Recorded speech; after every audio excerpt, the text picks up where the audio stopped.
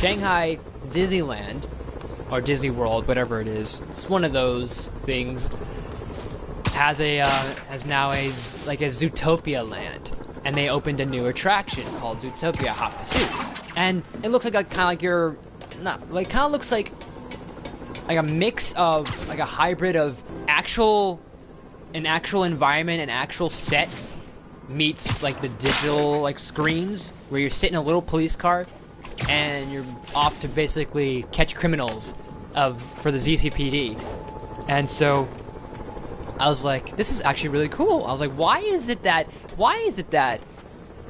the other foreign countries, I'm starting to agree a little bit, why is it the foreign countries, they're able to get all the cool stuff, and we're just kind of stuck with executives and Imagineers shrugging, kind of going, okay, well, we could do this.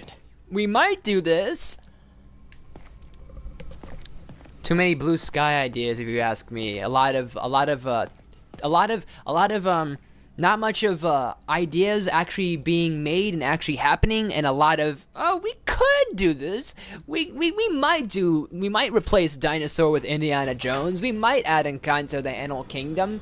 We could do something with a villain's land. Like, we could, we might, we may. There's a lot of ands, ifs, or buts and asses, and it's like, you know, I think the one clear thing they actually were gonna say is they're gonna actually, ironically enough, replace It's Tough to Be a Bug at Animal Kingdom with a Zootopia thing.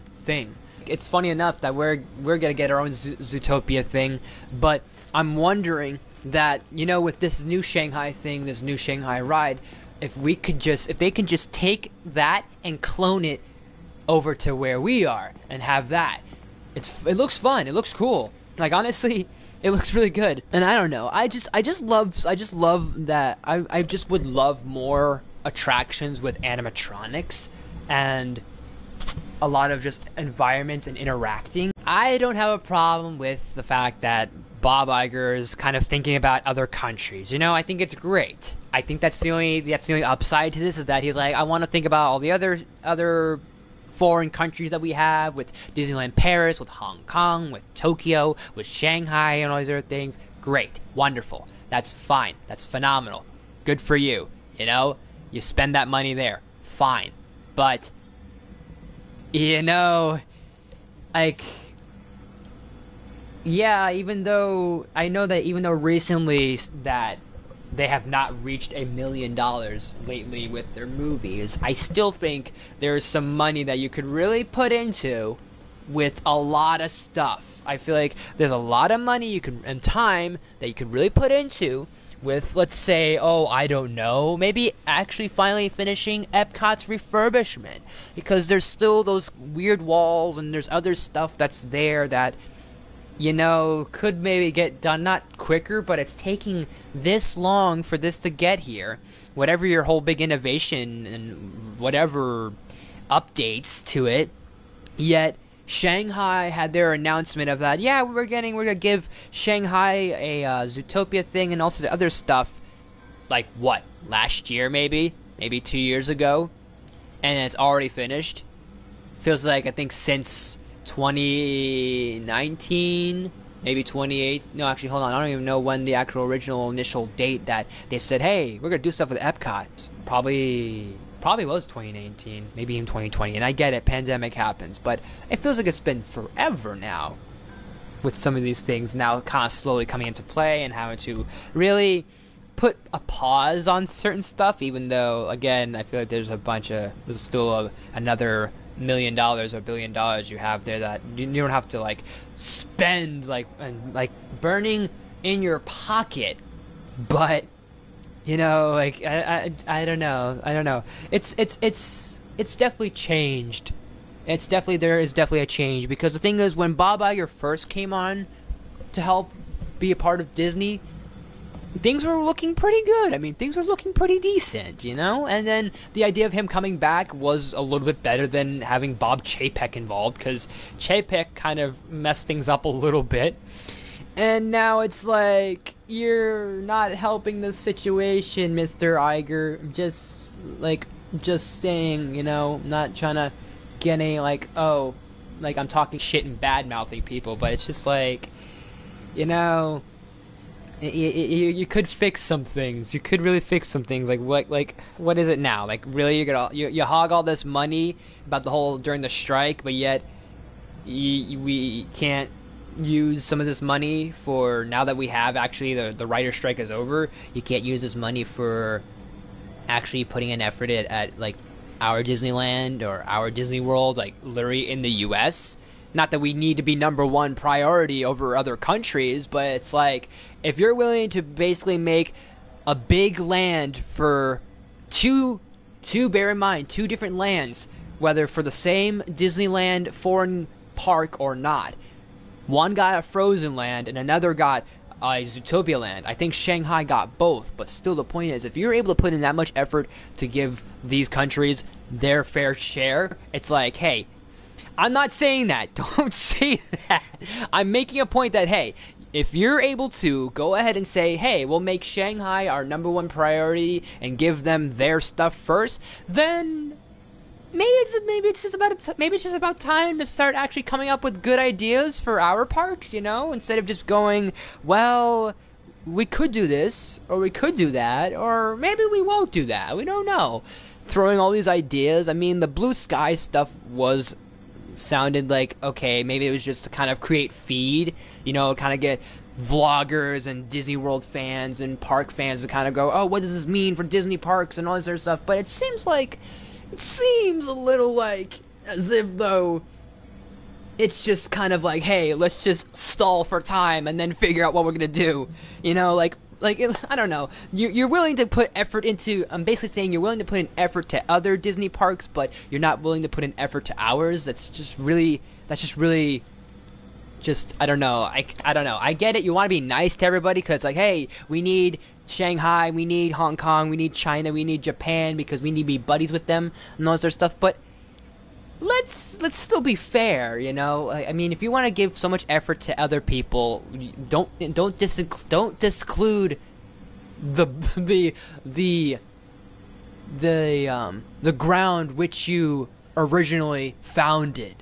You know what I mean? I'm not saying like, oh, America and all that, but I'm making the point of, again, one last time I'm saying this. You're willing to put effort and passion into this stuff, but you're just kind of like sidelining the other parks, which isn't fair. It's a little, it is cheap. It is somewhat cheap, you know. And all I'm saying is that this would be a long shot. But, you know, if Shanghai can have this really cool, fun Zootopia ride, and if you want to do something Zootopia related in Animal Kingdom and you're going to replace it with Bug's Life, take that and just, I mean, this is not saving money, but it's at least, this would be a better idea, is just take that clone and just put it where It's Tough to Be a Bug is. I think what they could do is that someone I know, a friend of mine, her and I were talking about this, and then she said that they don't even need to restructure the Tree of Life because It's Tough to Be a Bug is right underneath the Tree of Life, and it's like, oh, it's underneath, or it's like right underneath, or it's not in it exactly, so you could restructure underneath it, or without having to take down the tree and dismantle it. Something to that extent. I'm not quite sure. Don't quote me on this, but something to that extent. So, if they could do that, I'd hate to say this, but get rid of the entire theater aesthetic. Destroy that theater aesthetic. The 3D aesthetic and everything. If you're going to do a new attraction, do not just rehash. Have my web swinging back. Let's see. Like, do not basically say, hey, we're going to keep the theater, and instead of doing it, It's Tough to Be a Bug theme, we'll do Zootopia with just 3D and then the Zootopia characters animated and all this other stuff. Great. You'd be paying animators. Great. You'd be paying voice actors. Great. But I think it'd be better off if you didn't half-ass that. If you didn't have a half-ass idea, and instead maybe at least take and clone. Oh, sweet web swinging! I'll never take you for granted again. Maybe just, you know, I hope this works. like actually maybe like I know it's still cheap to do this, but it's at least a better idea is instead of doing option A, which is hey, Disney will probably most likely do is that hey, let's take the theater that we have and it's tough to be a bug and just make it Zootopia. Take out the animation, take out the Hopper animatronic and all these other things. Let's just make it where we have the theater experience and it's just Zootopia and the same premise of hey, we want to be treated equals because animals are important too and all this other stuff. Great, but that sounds just so half-assed, and I really would like option B, which is if they just take the Shanghai attraction and just bring it over there. Tear up the theater, make it an actual ride, make it an e-ticket ride where you're in the little police cars, you're running around, you bump into the animatronics, you have a little of the projector shots, and that's that. And I'm emphasizing on that a lot because I like when I'm a sucker for when attractions can have animatronics involved because the practicality, the work that gets made into these things, it's incredible sometimes. And the technology that we have is impressive with things, with animatronics. And plus, it really just goes to show, because I couldn't help but think about this when I was watching this video, was, man, Universal really needs to, like, pick up their shit, because that's all they're doing with a lot of their rides is, hey, let's just take a vehicle and put you in front or next to a 3D projector or put you next to a digital screen, you know, and not have anything else other than that. I am talking about you, Fast and Furious and Kong, Reign of Skull, or whatever it's called, Reign of Skull Island. And the one good animatronic at the end with Kong being there, so wasted. I get it, sometimes that's a lot of money and a lot of work and a lot of, like, stuff that probably wouldn't work on paper, but I'm just saying, I think it would be a little bit more improved if you didn't just kind of go, hey, it's the Fast and Furious gang, but they're not really there because it's a TV screen, you know? Like, I don't know, I don't care, I don't know, some of these things, I think it benefit. But anyways, my point of making back to the whole thing is that at least rides, I'm saying Disney is the best. I mean, they are a little bit compared to Universal, even though I think I don't know. I'm a little biased, but at the same time, some of their innovations are a little better than Universal. But like you look at things like at least the Ratatouille ride or the Mickey's Runaway Railroad, they at least incorporate that, hey, you're not just sitting next to a screen feeling like you're immersed there, but also you're taken out of that screen and then you're gone into this other spot that looks like it's the same environment, but you're interacting with everything's moving, there's stuff going on, there's actual effects and like actual, like, I guess effort, you know? Maybe that's why I'm kind of like very much like, okay, Universal needs to, and not even just Universal, other places need to kind of like pick up the slack of this whole, let's just kind of just throw a projector there.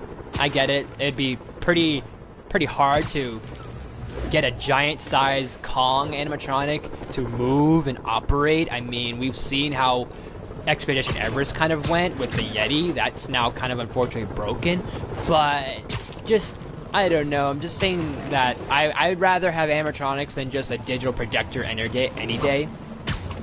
Because that's what's kind of really, that's just the little things that I appreciate with rides. With like, it doesn't have to be thrill rides, but I'm just saying rides in general. Dark rides, you name them. And I know technically, I know that's not like Disney's not doing animatronics anymore. I mean, they're doing Princess and the Frog, and we're gonna get a lot of them. But I'm using the example of there's other rides that I feel like could have benefited from stuff like that if you could really put in the effort. If you can really put in the effort. But I think I've actually made my point. I think I've made my case. I've made my statement a little bit about it. Just bring that attraction over there. Just bring the attraction that you have over there over here. Plain simple. You know, that'd be a lot better than any other idea. And plus, we did that with Ratatouille.